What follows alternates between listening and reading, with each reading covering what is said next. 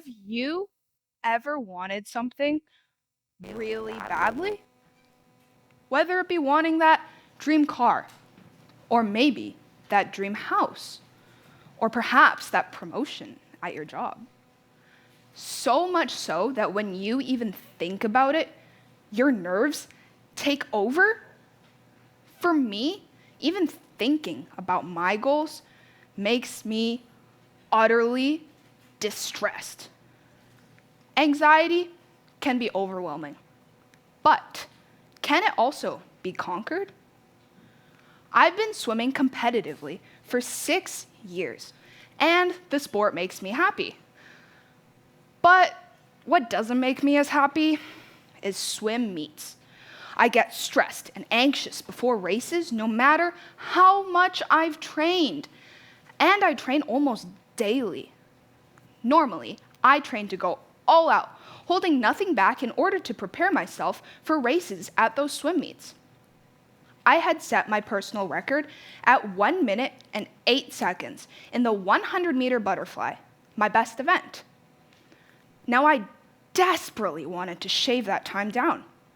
The lower the time, the better. The faster the time, the more races you qualified for, so even shaving off 1 second was a huge deal.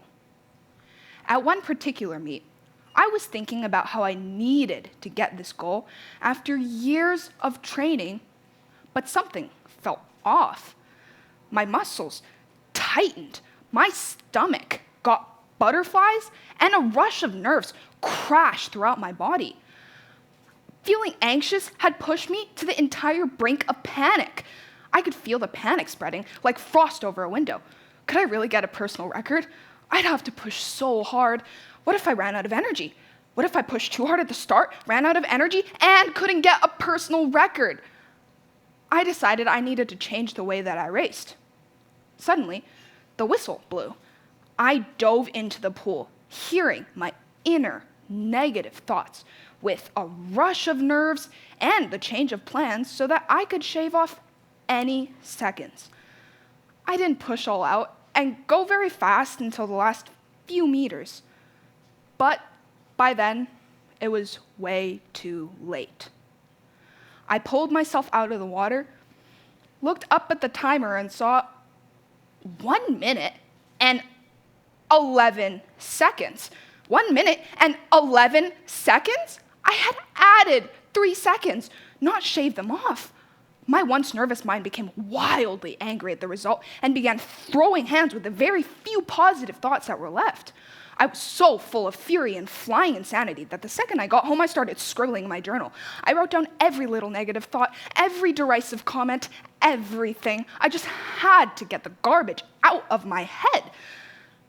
When I finished writing, I looked down at the page of vile thoughts that haunted my mind. But then, I also noticed something interesting. Among the statements of self-loathing, a few of my mistakes had made it in there. First, I'd been holding back, which had left me losing time and not gaining it.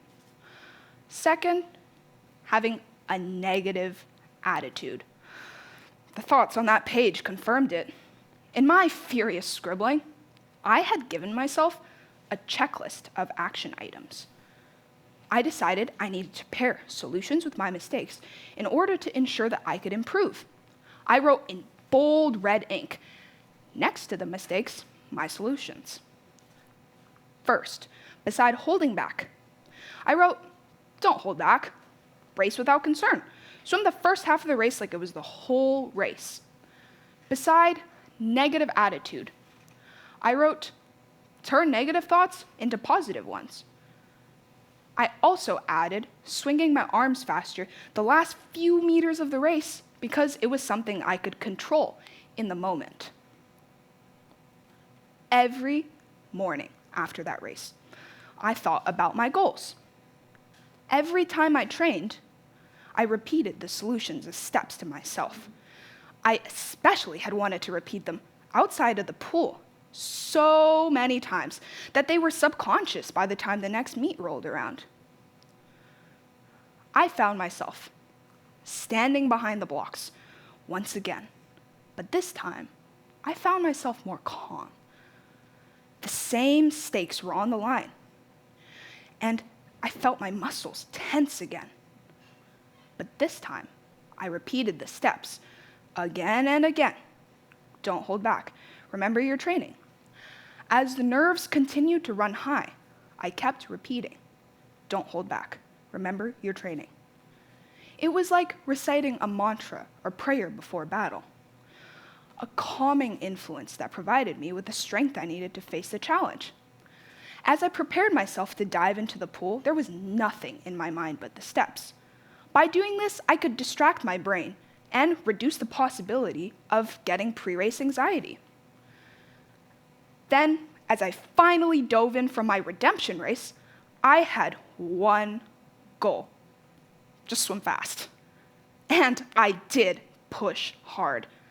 I reached the halfway point in the race and reminded myself I was halfway there and I could push through. But then I neared the end of the race and I thought about giving in or slowing down because I was almost there.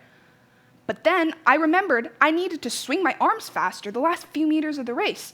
I found that I could control it while being in the moment. I swam as vigorously as I could to the wall, and by the time I touched the wall to end the race, every single muscle in my body burned. But I pulled myself out of the water once again, looked up at the timer, and saw 1 minute and 7 seconds. I had shaved off 1 second. I had done it. I went from adding time because of nerves, fear, and anxiety to taking time off, and it's all because of 3 simple steps. First, writing down my problems. By getting my problems on paper, I could see them more clearly and could start even thinking of them more clearly. Second, pairing solutions with my mistakes. By doing this, I could be able to be specific in what to do about them and move forward and improve. Third, finally, last but not least, repeating the solutions as steps to myself in the event preparation and even in the event itself. I've started adopting this method into all areas of my life. For example, in my academic career, I found that when presenting a project or anything similar, I struggled immensely with maintaining eye contact.